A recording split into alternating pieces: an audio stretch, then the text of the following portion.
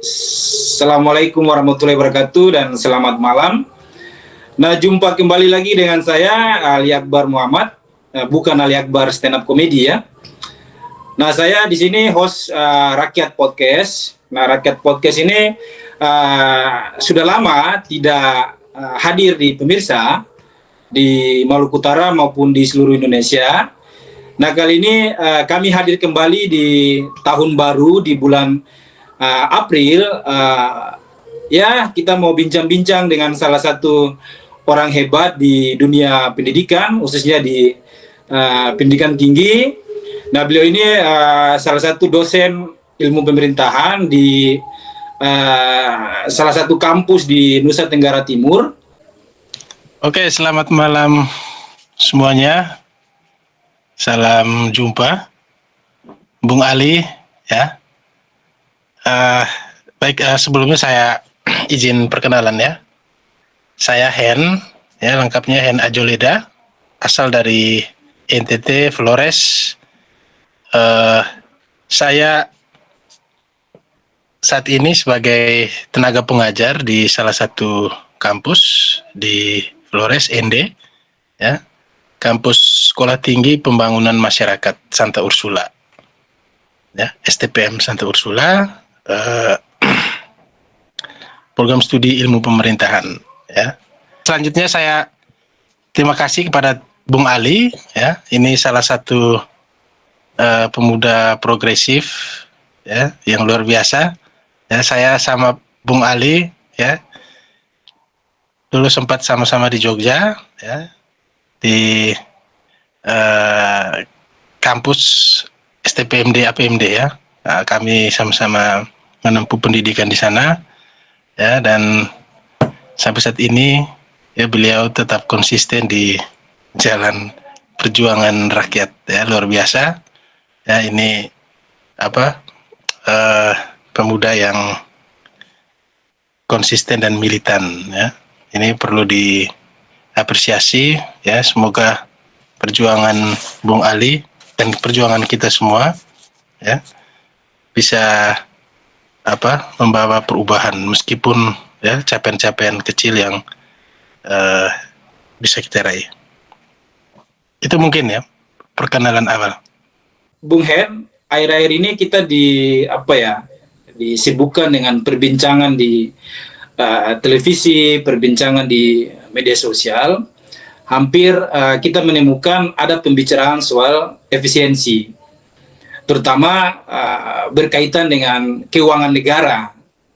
Jadi kalau kita mengutip berbagai pidato, misalkan pidato presiden, kemudian pidato wakil presiden, atau menteri-menterinya, bahkan gubernur, bupati, dan wali kota, itu selalu terngiang-ngiang ya. Jadi masyarakat itu mendengar bahasa efisiensi. Nah, sebagai dosen ilmu pemerintahan, apa sih sebenarnya efisiensi ini? Karena saya melihat akhir-akhir ini wacana efisiensi ini sampai ke akar rumput. Ada kekhawatiran terkait dengan anggaran publik, kemudian ada kekhawatiran terkait dengan korupsi, tidak transparan, dan lain sebagainya. Baik, terima kasih Bung Ali. Jadi pertama-tama saya mengucapkan terima kasih atas undangan Bung Ali untuk ngobrol sharing ya di podcast ini ya. Terima kasih. Jadi topik ya malam hari ini kita bicara soal efisiensi. Memang sebagaimana disampaikan Bung Ali bahwa di awal pemerintahan Prabowo dan Gibran ini salah satu isu yang kemudian menjadi agenda dari rezim ini bahwa di bidang anggaran itu akan dilakukan efisiensi. Secara sederhana efisiensi ya dari perspektif pemerintahan itu ya itu sebagai bentuk penggunaan ya sumber daya. Salah satu maksud dari sumber daya itu adalah anggaran uang ya, penggunaan sumber daya uang oleh pemerintah itu ya, sehingga menghasilkan output yang optimal. Jadi istilahnya efisiensi sederhananya itu menghemat, ya, menghemat uang, dan uang itu bisa dimanfaatkan untuk kegiatan-kegiatan yang lebih optimal. Nah, ya efisiensi, dan secara, kalau dari perspektif pemerintahan itu secara teoritik itu, ya secara teori itu bahwa salah satu dari 9 prinsip good governance, efisiensi. Nah, dari katanya saja ya, good governance ya, pemerintahan yang baik ya, atau good itu baik, governance itu tata kelola, kalau diterjemahkan tata kelola atau pemerintahan ya. Itu sebagai salah satu semacam prinsip yang mewajibkan atau yang mengharuskan pemerintah itu harus dijalankan atau dikelola sesuai dengan prinsip-prinsip, 9 prinsip. Sebenarnya ada 9 prinsip, salah satunya itu efisiensi dan efektivitas. Nah, kalau kita tarik lagi, good governance itu adalah salah satu semacam instrumen ya dari agenda neoliberal ya, agenda kalau kita lihat itu dari munculnya itu kan, praksisnya itu tahun 90-an ya, tahun 90-an yang berakar dari Washington Consensus.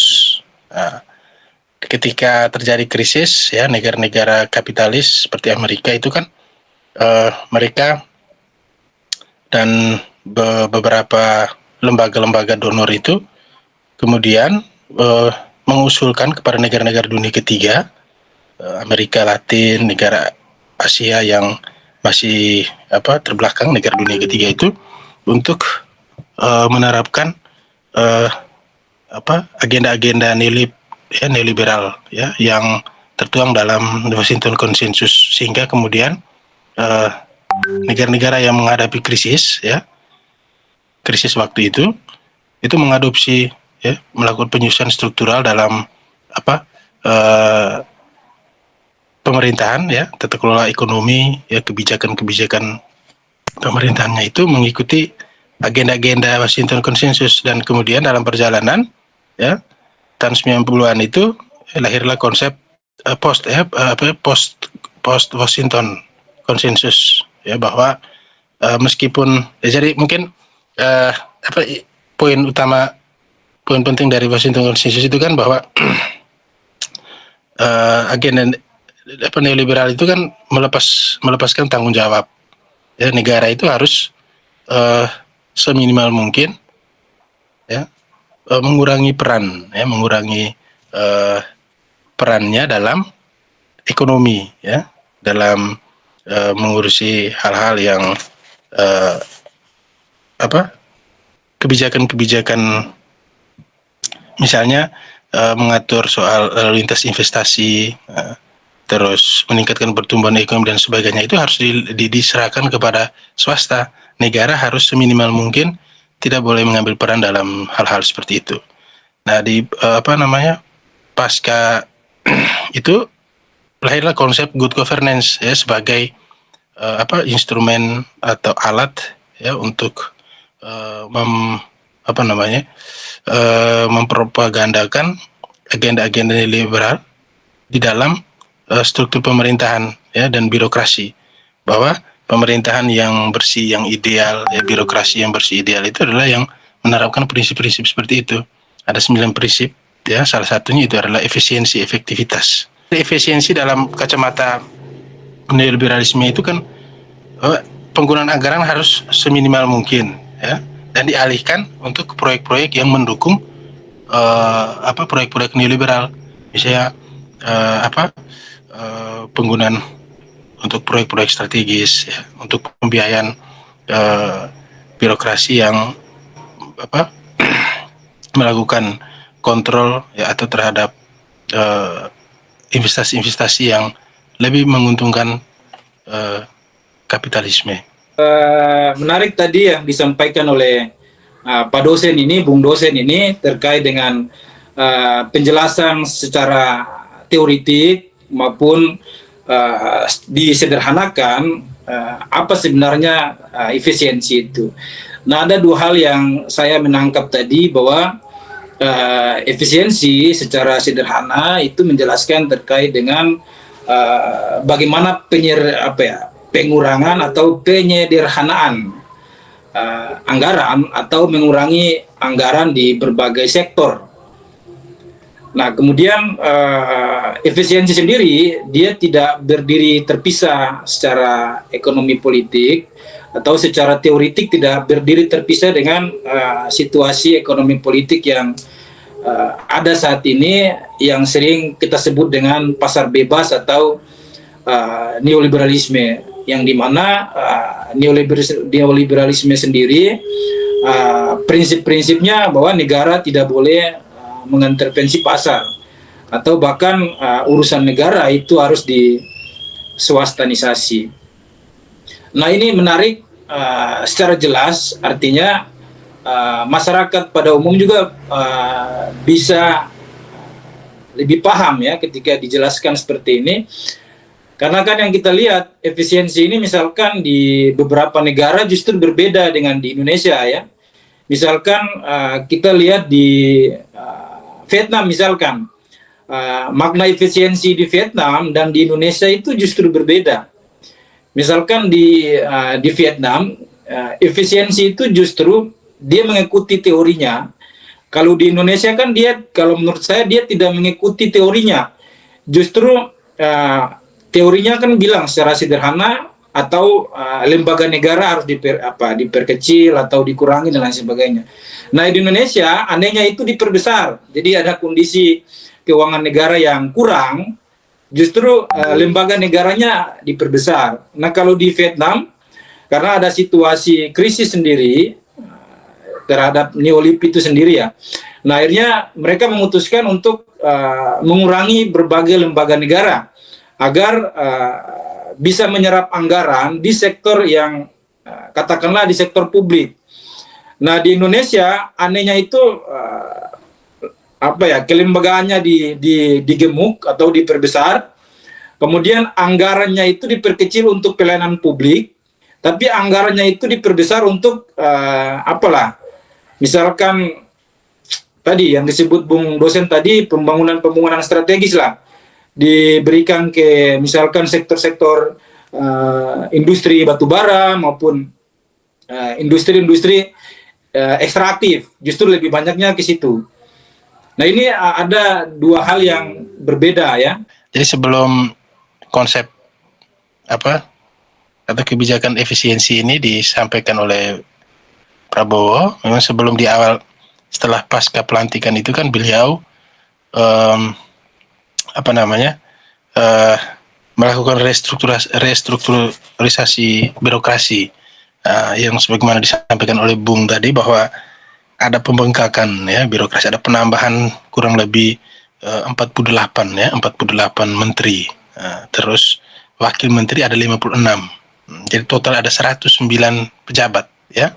Nah, ini secara ini kan kontradiksi sekali ya. Di satu sisi beliau kemudian itu menyampaikan efisiensi, penghematan, ya, penggunaan uang anggaran itu harus hemat mungkin, ya, bahkan pengurangan pos-pos ya biaya di beberapa kementerian itu, dan di sisi lain jauh sebelum itu beliau sudah melakukan restrukturasi birokrasi kementerian itu sudah sebanyak ini ya, struktur yang banyak ya, itu kan mengandaikan ya harus ya membutuhkan biaya yang banyak. Nah, ini kontradiksi sekali ya, bahwa biaya-biaya birokrasi ya memang di satu sisi juga ya watak dan karakter birokrasi kita yang sampai saat ini masih dalam tanda petik itu ya masih diarahkan dengan berbagai macam ya problem internal birokrasi yang korupsi, yang boros, terus yang berwatak predator ya, melakukan politisasi ya terhadap berbagai macam kepentingan. Nah ini menurut saya di satu sisi ya penghematan anggaran ya yang dikampanyekan oleh Prabowo ya itu ya yang kemudian berbenturan dengan struktur pemerintahan yang sangat gemuk ya. Nah ini kemudian akan berdampak ya pemanfaatan anggaran yang kemudian tidak menyasar pada substansi persoalan ya yang saat ini sedang dihadapi oleh masyarakat ya. Nah, kita lihat misalnya penjelasan dari berbagai macam media itu bahwa pemangkasan anggaran ya terhadap berbagai kementerian, terus bahkan terhadap daerah-daerah ya, transfer daerah itu dikurangi, bahwasannya dialokasikan untuk misalnya untuk program makan siang gratis ya, terus untuk alokasi untuk memperkuat pertahanan dan keamanan, terus dana Danantara kayak apa itu yang untuk proyek BUMN itu ya katanya. Nah ini kan kita lihat bagaimana anggaran itu ya dialokasikan untuk proyek-proyek yang sebenarnya misalnya makan siang gratis ya. Memang pertanyaannya memangnya orang tua itu tidak bisa kasih makan anak-anaknya. Nah, ya ini kan problematis sekali ya. Kenapa tidak anggaran-anggaran itu, uang itu misalnya setelah dihemat ya diberikan untuk meningkatkan produktivitas ya bagi orang tua, sehingga kerja orang tua itu kan ya kerja dasar itu memberi makan kepada anaknya tuh, kasih makan anaknya itu kan tanggung jawab orang tua sebenarnya. Nah, negara tinggal bagaimana menjamin supaya orang tuanya tetap produktif, memiliki pekerjaan ya, lapangan pekerjaan yang baik, jaminan kesejahteraan bagi orang tuanya. Sehingga kemudian di satu sisi kemudian akhir-akhir ini kan ada berita tentang PHK bagi sejumlah tenaga kerja yang anak-anaknya itu diberi makan oleh pemerintah ini. Jadi ini dalam tataran praktik itu memang kontradiksi. Terus yang berikut pertahanan keamanan ya, untuk biaya alutsista dan segala macam itu yang bersumber dari penghematan anggaran ini. Sehingga kemudian sekarang beberapa waktu lalu ya teman-teman aktivis mahasiswa melakukan demonstrasi aksi untuk menolak wacana rancangan undang-undang TNI ya, bahwa TNI akan terlibat ya dewi fungsi ABRI ya, dewi fungsi TNI. Nah ini kan kita lihat bagaimana ya rezim ini ya mulai memperkuat struktur pertahanan keamanan ya. Kemudian kita bertanya-tanya, memangnya tugas dan mereka ini ya satu fungsi saja ya belum selesai terus baru diberi dua fungsi lagi.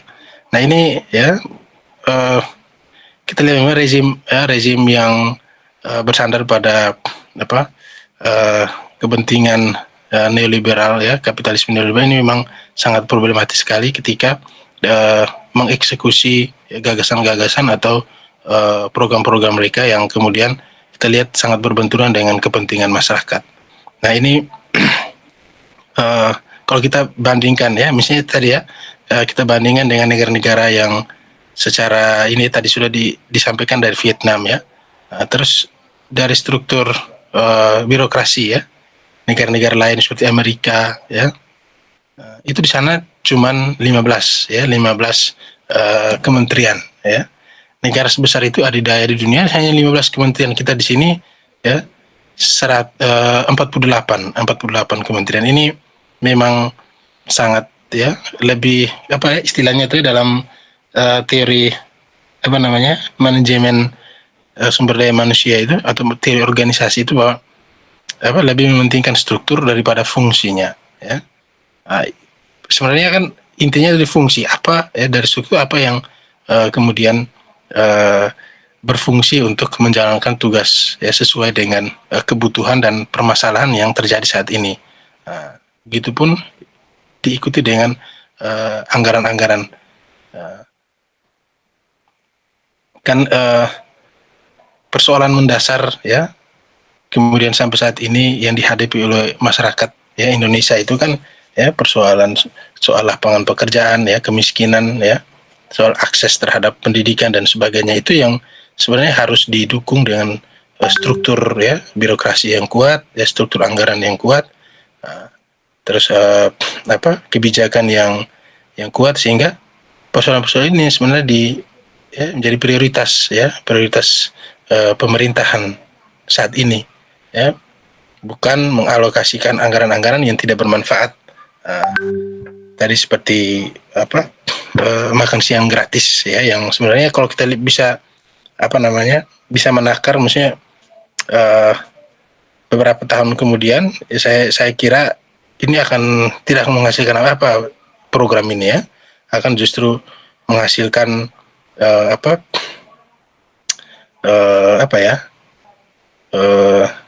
istilahnya mubazir kayak proyek-proyek sebelumnya atau kebijakan-kebijakan sebelumnya, misalnya ya program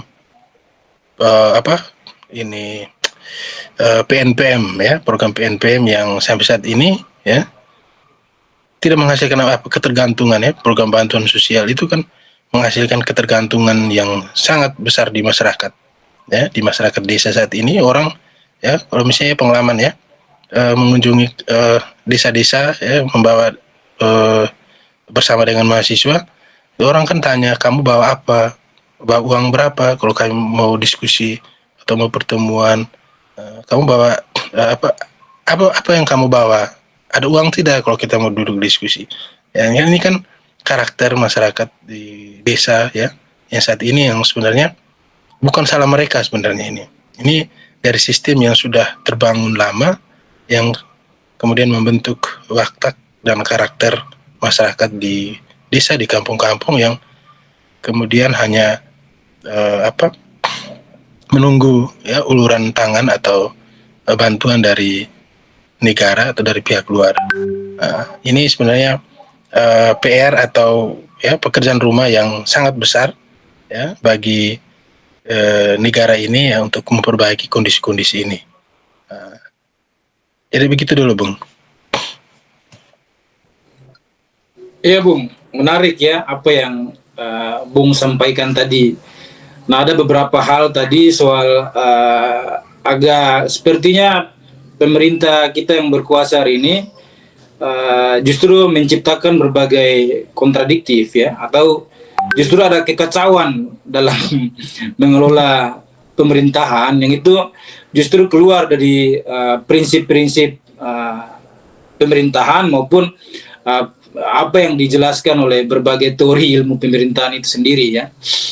Nah, apakah kemudian ini akan berpengaruh jangka panjang terhadap negara kita, bangsa kita, atau akan bahkan berpengaruh terhadap terutama akar rumput ya, terutama masyarakat akar rumput yang hari ini justru anggaran pelayanan publik, misalkan perumahan, kemudian misalkan kalau kita lihat di APBN itu justru yang lebih besar itu malah anggaran pertahanan ya, anggaran militer dan polisi. Padahal dalam tanda kutip kita belum menghadapi perang yang pakai senjata, kita baru menghadapi perang tarif, tapi kita sudah keok ya, sudah keok duluan.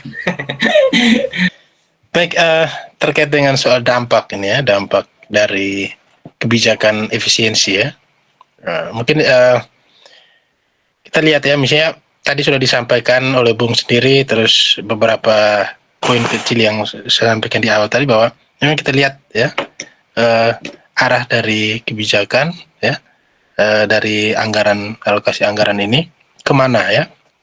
Tadi Bung salah satu menyebut ke ke pertahanan keamanan ya, ke TNI, ke Polri, terus di satu sisi dengan struktur birokrasi yang sangat kuat ya. Saya coba melihat ya atau menakar ya bahwa eh, kemudian dampak dari eh, kebijakan ini itu bahwa yang pertama itu akan memperkuat kontrol ya birokrasi, ya, kontrol birokrasi terhadap rakyat, ya, terus kontrol eh, militerisme ya yang sangat kuat terhadap rakyat. Ya, kenapa? Karena saat ini sudah disokong ya, didukung oleh kebijakan dengan anggaran yang kuat. Nah, kemudian di masa yang akan datang ya itu akan itu ya birokrasi sebagai alat negara ya, militer sebagai alat negara, itu mereka akan ya memperkuat kontrol di masyarakat. Nah, mereka akan dilibatkan dalam mengakselerasi ya proyek-proyek ya percepatan agenda-agenda dari kapitalisme neoliberalisme itu sendiri. Akan kemudian berdampak juga terhadap pembungkaman demokrasi ya, karena ketika alat-alat negara, aparatus negara ini akan hadir ya di tengah-tengah masyarakat untuk mempercepat proses investasi ya, memuluskan agenda-agenda neoliberalisme, investasi, dan itu maka akan terjadi pembungkaman demokrasi ya. Misalnya contoh proyek-proyek strategis ya yang membutuhkan tanah ya, maka akan terjadi ya perampasan tanah ya, ruang hidup masyarakat akan semakin sempit ya, karena dialihfungsikan untuk pembangunan proyek nasional, terus difasilitasi atau dipercepat oleh birokrasi dan militer, karena mereka sudah disokong oleh kekuatan anggaran ya, dan kebijakan oleh negara. Terus yang ke depan salah satu ya dampak yang paling kita akan rasakan ya, mungkin ya pemerintahan di bawah ideologi ya neoliberalisme ya mungkin tidak akan benar-benar ya menjawab persoalan masyarakat ya, karena kalau kita lihat dari visinya Prabowo Gibran memang tidak ada yang benar-benar ya menjawab masalah real ya saat ini. Tidak ada yang memang benar-benar untuk menyentuh persoalan konkret ya. Hanya mengandalkan makan siang gratis, salah satu program yang menjadi andalan mereka. Bahkan kalau di tempat kami itu lagi tim-tim itu lagi melakukan survei untuk pembangunan dapur umum kayak dapur makan untuk beberapa kecamatan, beberapa kabupaten ya. Jadi satu kabupaten di tempat kami itu ada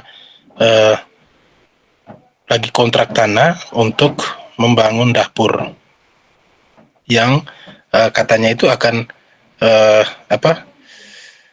menjadi pusat ya untuk pusat masak, tempat masak itu nanti akan di beberapa kecamatan. Nah ini sekarang nih kalau di tempat kami sekarang ini baru, kalau dihitung ya, sekarang baru survei, terus kapan bangunnya, terus kapan eksekusi. Jadi 3 tahun depan, misalnya tahun depan bangun, 2 tahun lagi eksekusi, berarti sisa 3 tahun. Jadi program yang menurut kita itu kan secara ini tidak akan efektif ya, karena setelah 3 tahun eksekusi terus tahun depan lagi pemilu ya, 3 tahun berikutnya pasti akan pemilu, dan ini akan sangat saya katakan tadi mubazir ya. Kalau kelanjutan dari rezim berikutnya punya program baru lagi ya, tidak mungkin akan melanjutkan program makan siang ini. Nah ini kita lihat ya perencanaan program dan pembangunan ini yang tidak menjawab persoalan masyarakat. 3 tahun eksekusi, terus ya mentoknya itu 2 tahun ya 2 tahun program ini tereksekusi, ya, dan ini sangat buang-buang anggaran. Pasti yakin pasti akan buang-buang anggaran karena ya membutuhkan sumber daya, ya, tenaga, terus biaya-biaya yang sangat besar. Nah, ini memang watak dari rezim yang sudah dicekoki pikiran dan hati oleh neoliberalisme dan kapitalisme ini, yang kemudian menurut saya, ya, dampak yang ini akan, ya, kita akan seperti ini terus, ya. Dan memang pemerintahan, ya, kalau dari teori pemerintahan itu bahwa pemerintahan itu bekerja, ya, mereka itu kan bekerja berbeda dengan swasta, ya. Kalau swasta itu bekerja cari uang, ya. Kalau pemerintahan itu uangnya sudah ada, tinggal dikelola, ya. Nah ini permasalahan mendasar itu kan, ya, birokrasi pemerintahan ini yang, ya, wataknya seperti itu, ya. Uangnya sudah ada, ya, tinggal dihabiskan saja. Nah, tahun depan ada uang, ya, dihabiskan, tahun depan ada uang, dihabiskan.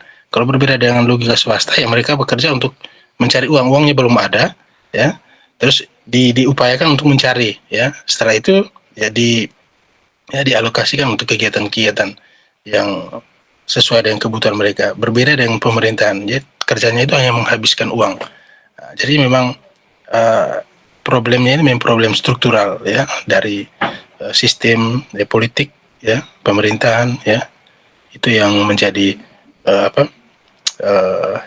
hal yang perlu diperbaiki, ya, sehingga menurut saya persoalan mendasar ini yang tidak diperbaiki, maka dampaknya itu, ya, Indonesia, ya, khususnya masyarakat, ya, rakyat kita saat ini akan menanggung beban, ya, anak-anak cucu kemudian ke depan itu akan menanggung beban yang sama dengan